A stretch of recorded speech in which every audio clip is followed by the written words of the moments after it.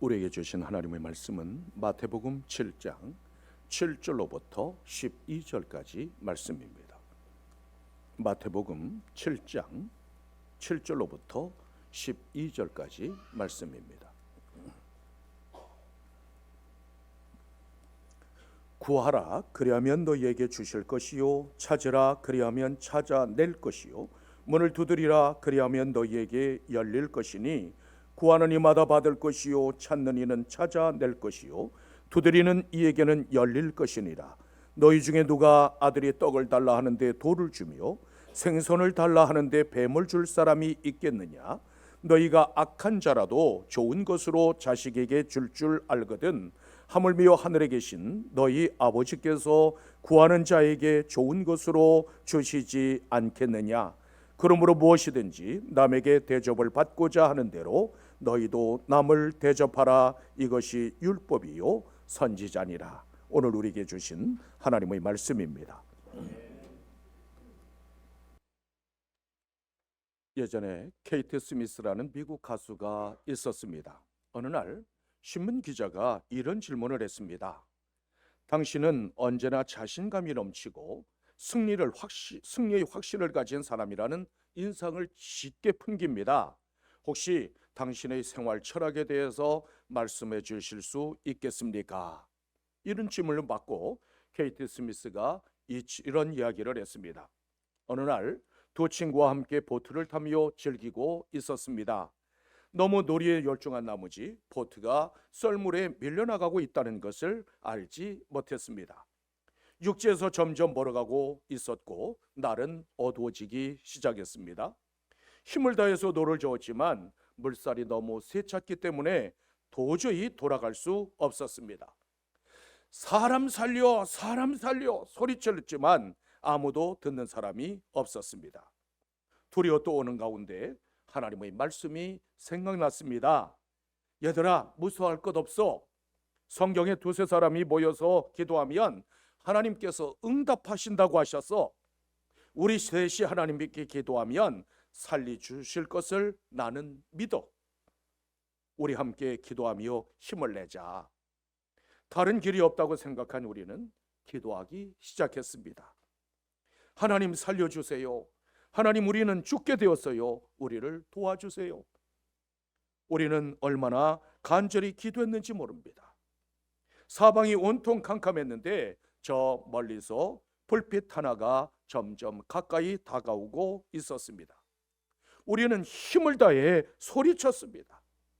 다가온 배의 도움을 받아 안전하게 해변으로 돌아오게 되었습니다. 그 일이 있고 난 뒤 나는 기도하는 사람이 되었다고 고백했습니다. 주님께서는 천국 백성이 된 성도들에게 열심히 구하고 찾고 두드리라고 말씀하셨습니다. 하나님께서는 구하고 찾고 두드리는 자들에게 넘치도록 채워주시기를 기뻐하시는 분이십니다. 기도는 하나님께서 기쁘게 받으시는 향기입니다. 누군가는 기도를 통해서 낙심의 자리에서 일어날 힘을 얻고, 누군가는 기도를 통해서 하나님의 영광을 세상에 드러냅니다. 누군가는 조용히 엎드려 하늘의 음성을 듣고, 누군가는 기도를 통해서 하나님의 역사를 경험합니다. 본문은 기도의 특권에 대해 교훈하신 주님의 말씀입니다. 주님께서 우리를 향하여 기도하라고 말씀하시는 이유는 무엇일까요? 종교적인 의무를 감당해야 하기 때문일까요? 아니면 주께로부터 무엇인가를 받아내게 하기 때문일까요? 기도는 천국 백성 된 성도들에게 주신 특권인 동시에 축복이기 때문입니다. 한 나라의 국민에게는 의무만 있는 것이 아니라 특권도 있습니다. 마찬가지로 하늘의 시민권을 둔 하나님 나라 백성 된 우리에게는 의무만 있는 것이 아니라 특권도 차고 넘칩니다. 본문 7절에서는 이렇게 말씀하고 있습니다. 구하라 그리하면 너희에게 주실 것이요, 찾으라 그리하면 찾아낼 것이요, 문을 두드리라 그리하면 너희에게 열릴 것이니라. 주님께서는 구하고 찾고 두드리는 특권을 묵히지 말라고 말씀하고 있습니다. 구하면 주시고 찾으면 찾게 되고 두드리면 열리게 되는 것이 영적 법칙이요 원리입니다. 우리 기독교의 소망이 바로 여기에 있습니다. 주님께서 친히 말씀하시기를 주를 믿는 사람은 죽어도 살겠고 무릇 살아서 나를 믿는 자는 영원히 살리라고 말씀하셨습니다. 사람에게는 한계가 있지만 전능하신 하나님에게는 한계가 없습니다. 마찬가지로 하나님의 자녀인 성도들도 기도의 놀라운 특권을 가지고 있습니다. 이것이 본문에 숨겨진 말씀의 비밀입니다. 여러분들의 삶 속에 문제들이 산적해 있습니까? 그 삶 속에서 이런저런 실패를 경험하며 낙심하고 계십니까? 그렇다면 하나님의 뜻 안에서 기도하기를 쉬지 마십시오. 우리의 신앙생활에 있어서 기도는 마치 호흡과 같습니다. 깨어있을 때나 잠을 잘 때나 숨을 쉬어야 사는 것처럼 우리는 기도하기를 쉬지 말아야 합니다. 기도할 때 우리의 눈은 하나님을 바라보고 기도할 때 우리의 귀는 신령한 하나님의 음성을 기다립니다. 기도할 때 하나님의 능력과 하나님의 성품이 나의 것이 됩니다. 우리 신앙생활은 곧 기도생활이나 마찬가지입니다. 왜냐하면 기도 없는 신앙생활은 존재할 수 없기 때문입니다. 어떻게 기도하느냐, 어떤 자세와 어떤 내용으로 기도하는가를 보면 신앙의 수준을 알 수 있습니다. 기도의 수준이 곧 그 사람의 신앙 수준이라고 말할 수 있습니다. 골로새서 4장 2절에서는 이렇게 말씀하고 있습니다. 기도를 계속하고 기도에 감사함으로 깨어있으라. 흔들림 없이 끈기 있게 기도함으로 기도가 삶의 한 부분이 되게 하라는 말씀입니다. 기도는 하나님의 일을 이루어 나가는 생명줄일 뿐만 아니라 하나님의 은혜와 축복을 경험하는 통로가 됩니다. 따라서 낙심하지 않고 끝까지 주 앞에 나아가 기도하면 반드시 응답의 기쁨을 누리게 됩니다. 기도는 축복의 문을 여는 황금 열쇠요, 주님께서 우리에게 주신 특권입니다. 이 특권으로 축복의 주인공들이 되시기를 주님의 이름으로 축원합니다. 우리는 왜 구하고 찾고 두드려야 할까요? 그 이유는 신실하신 주님의 약속이 있기 때문입니다. 본문 8절에서는 이렇게 말씀하고 있습니다. 구하는 이마다 받을 것이요 찾는 이는 찾아낼 것이요 두드리는 이에게는 열릴 것이니라. 하나님의 주권과 하나님의 사랑을 믿고 주 앞에 나아가 간절히 구하면 반드시 응답하시겠다는 약속의 말씀입니다. 하나님께서는 무한한 사랑으로 이미 좋은 것을 예비해 놓으시고 우리를 기다리고 계십니다. 요한복음 15장 7절에서는 이렇게 말씀하고 있습니다. 너희가 내 안에 거하고 내 말이 너희 안에 거하면 무엇이든지 원하는 대로 구하라. 그리하면 이루리라. 믿음으로 구하면 무엇이든지 응답받을 수 있다는 약속의 말씀입니다. 하나님께서는 한 번 약속하신 것은 반드시 이루시는 신실하신 하나님이십니다. 세상의 아버지도 자녀들의 요구가 합당하면 특별한 경우를 취하고서는 대부분 들어줍니다. 마찬가지로 하나님께서는 사랑하는 자녀들의 기도를 들어주심으로 만족하게 하시는 분이십니다. 우리가 믿는 하나님은 무섭고 때리는 아버지가 아니라 사랑하고 용서하시는 아버지입니다. 우리가 믿는 하나님, 그분은 우리가 실수하고 넘어질 때 위로하시고 격려하시며 다시 일으켜 세워주시는 아버지이십니다. 탕자처럼 재산을 다 탕진한 채 집으로 돌아온다 손치더라도 목을 끌어안고 입을 맞추는 아버지이십니다. 새 신발을 신겨주고 가락지를 끼우고 송아지를 잡아서 잔치를 베푸시는 아버지이십니다. 따라서 우리 인생에 있어서 최고의 해답은 아버지 하나님께 있습니다. 이 땅에 살아가면서 기도하는 것만큼 기쁘고 유익한 일이 없습니다. 그러므로 주저하거나 두려워하지 말고 하나님의 나라와 의를 위해서 구하십시오. 오직 겸손한 마음과 정직한 모습으로 주 앞에 나아가 마음의 소원을 간절하게 아뢰십시오. 목마른 사람이 생수를 떠서 마셔야 하듯이 하나님의 백성은 주님의 약속을 믿고 주 앞에 나아가 간구해야만 합니다. 응답의 조건은 다른 것이 아니라 간구하는 믿음에 있습니다. 아무리 열심히 구하고 또 많이 기도할지라도 믿음이 없는 기도에는 응답도 없습니다. 하나님께서는 믿음으로 구할 때 응답하시고 역사하시는 분이십니다. 그러므로 믿음으로 구함으로 응답의 큰 기쁨을 누릴 수 있는 여러분들이 되시기를 주님의 이름으로 축원합니다. 어떻게 하면 우리도 기도의 특권을 누리며 살아갈 수 있을까요? 먼저 우리는 믿음으로 구해야 합니다. 본문 7절 상반절에서는 이렇게 말씀하고 있습니다. 구하라 그리하면 너희에게 주실 것이. 구한다고 하는 것은 하나님 앞에 겸손함과 믿음으로 나아간다는 뜻입니다. 왜냐하면 살아서 역사하시는 하나님을 향한 믿음이 없이는 주 앞에 간구할 수 없기 때문입니다. 따라서 가장 위대한 기도는 믿음으로 구하는 기도입니다. 하나님은 해와 달과 별 등등 천지 만물을 지으신 창조주이십니다. 우리가 하나님 앞에 나아가 무엇인가를 구한다는 것은 하나님의 전능하심과 하나님의 창조주 되심을 인정하는 것과 같습니다.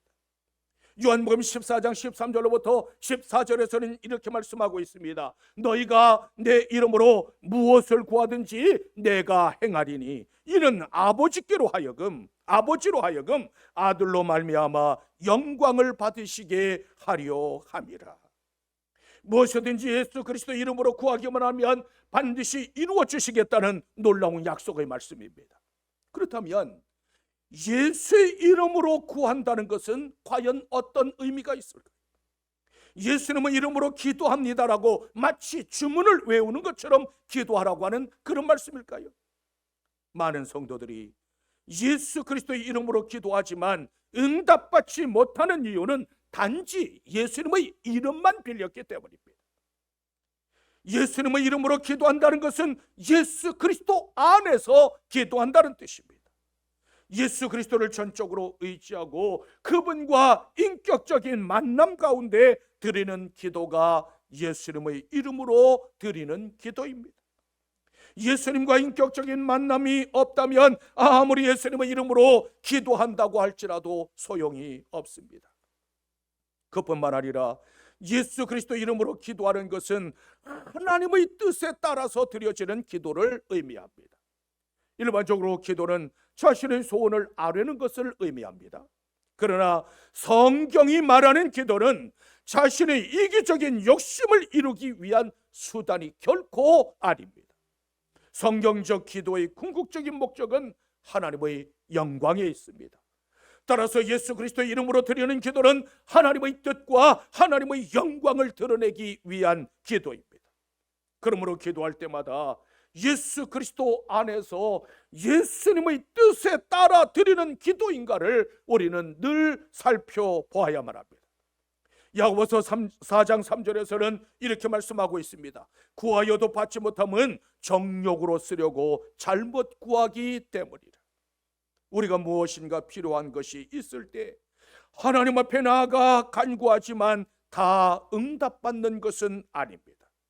응답을 받으려면 그 동기와 목적이 선해야 합니다.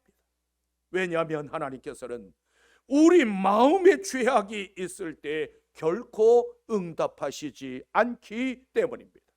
하나님께서는 우리의 필요를 채워주시는 분이시지만 그러나 욕심까지 채워주시지는 않습니다. 우리가 기도하는 목적은 자신의 욕심을 채우는 것이 아니라 하나님의 뜻과 하나님의 영광을 이루기 위한 것이어야 합니다.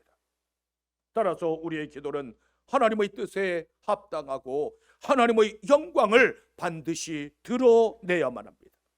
내 기도가 하나님의 뜻과 일치한다면 그 기도는 반드시 이루어지게 될 것입니다.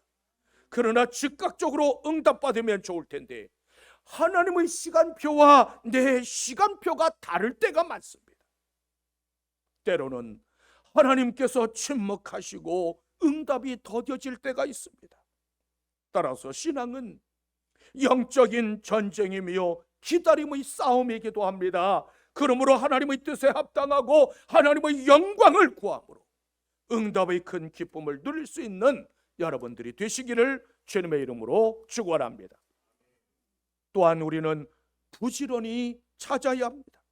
주님께서는 찾으라 그리하면 찾아낼 것이라고 말씀하셨습니다.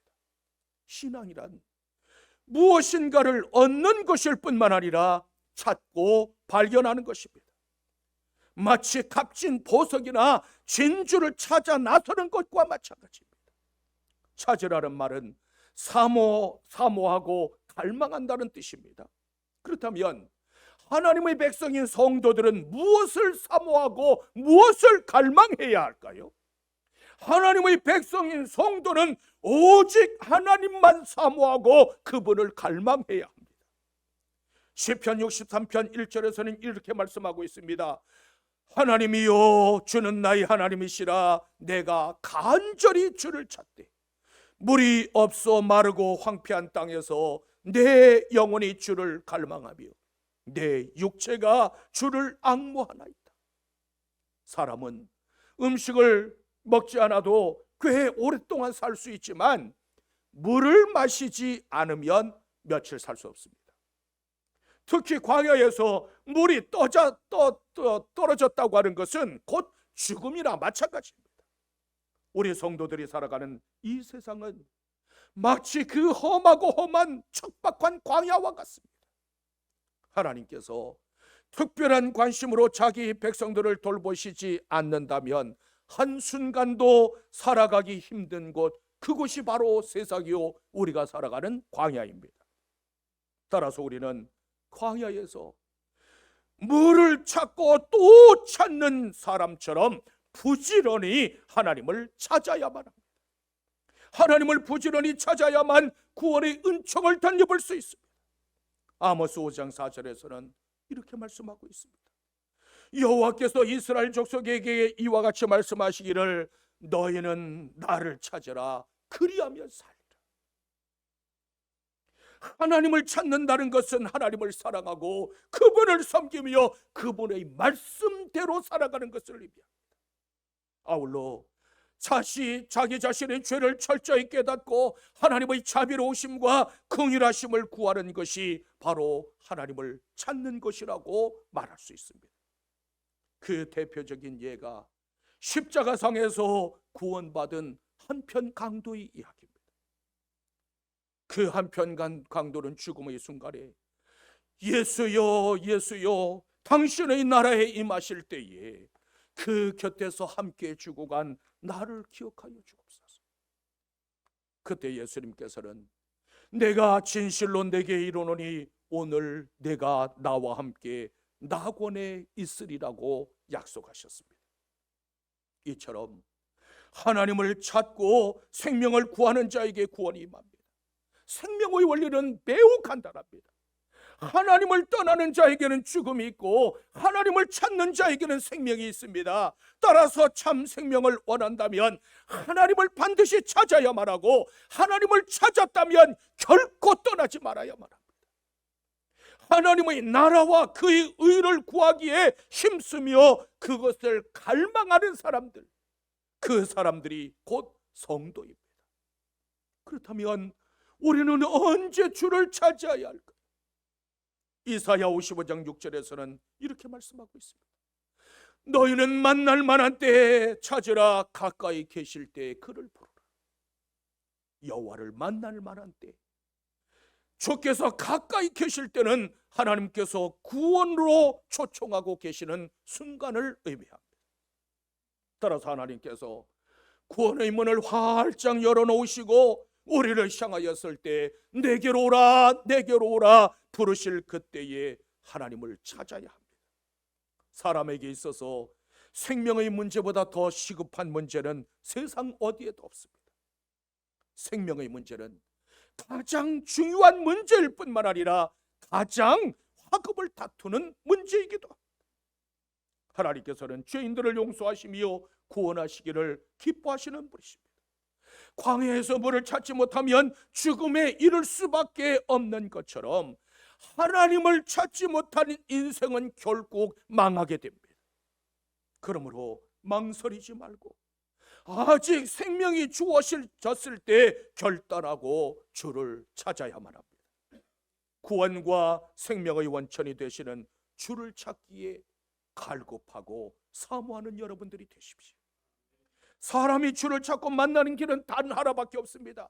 주님께서 친히 말씀하셨습니다. 내가 곧 길이요 진리요 생명이니 나로 말미암지 않고는 아버지께로 올 자가 없느니라. 주를 만나고 주를 찾는 길은 오직 예수 그리스도 그분 한 분뿐입니다. 예수님께서는 누구든지 목마르거든 내게로 와서 마시라고 말씀하셨습니다. 이제는 주님을 찾고 주님을 만남으로 여러분들의 심령 속에 생수의 광이 흘러넘치게 되시기를 주님의 이름으로 축원합니다.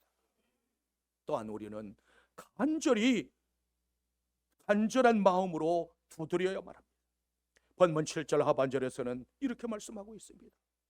문을 두드리라 그리하면 너희에게 열릴 것이리라.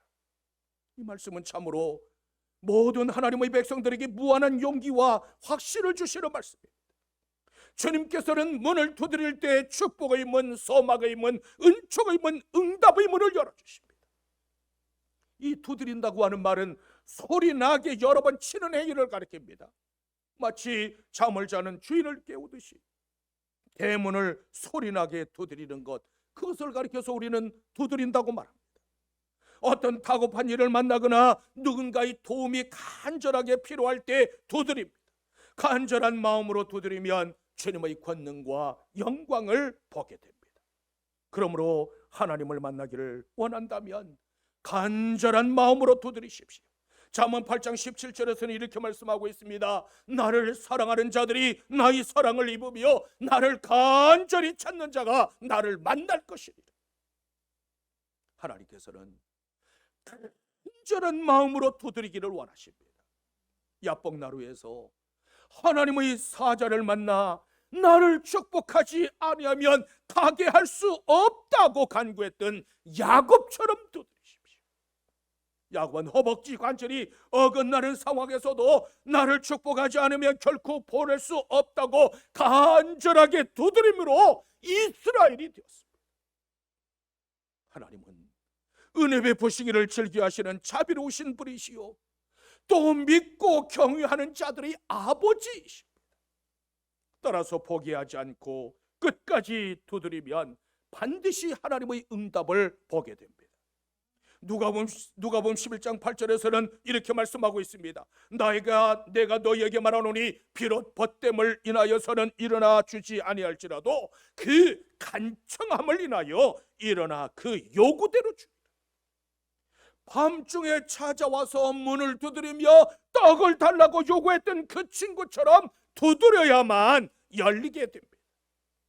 하나님은 두드리는 사람에게 은혜와 축복의 문을 열어주십니다. 하지만 응답의 약속이 있음에도 불구하고 때로는 하나님께서 침묵하실 때가 있고 또 때로는 지체되는 경우도 있습니다.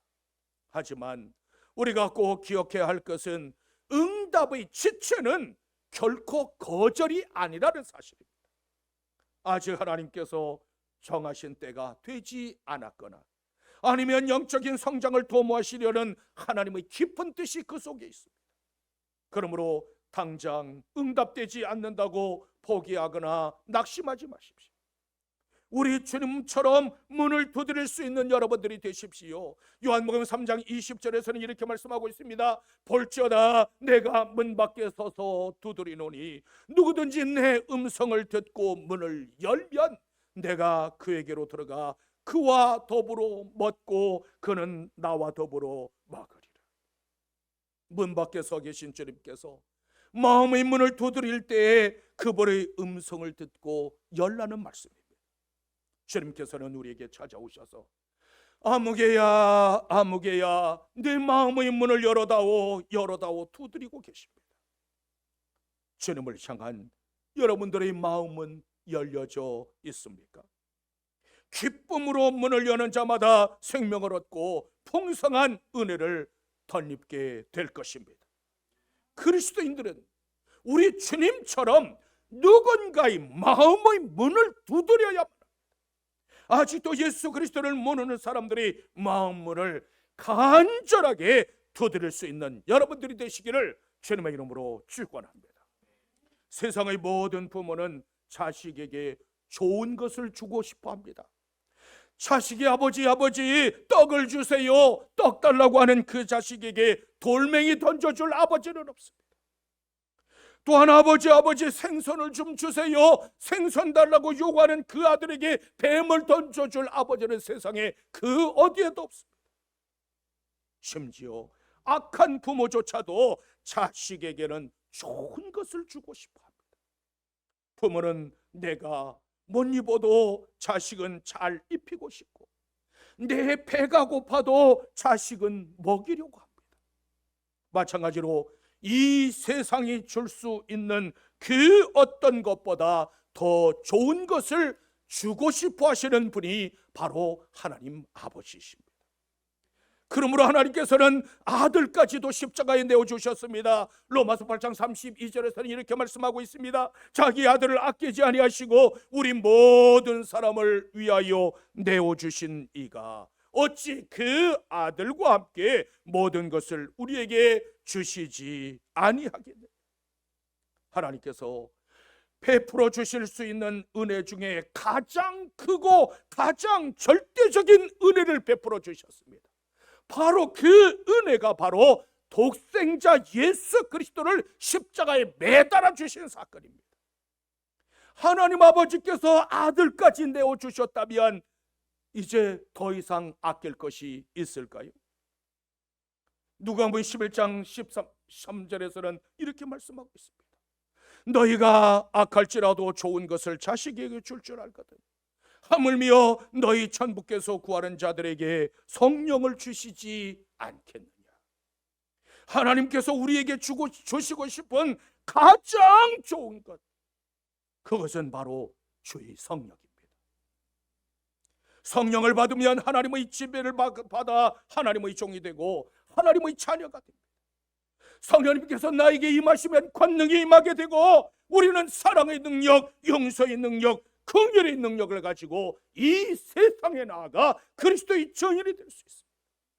그러므로 세상의 것으로 목마름을 해결하려고 하지 마십시오. 예수 그리스도를 영접하고 주의 성령을 여러분들의 마음속에 모시십시오. 성령 충만을 기도하고 주님을 닮아가게 해달라고 기도하십시오. 오직 하나님의 뜻과 하나님의 영광을 위해서 기도할 수 있는 여러분들이 되십시오. 구하고 찾고 두드리는 이 기도의 특권을 빼앗기지 마십시오. 이제는 주님의 말씀을 덧입고 힘있게 나아가 하나님의 백성으로 당당하게 서는 여러분들이 되시기를 주님의 이름으로 축원합니다.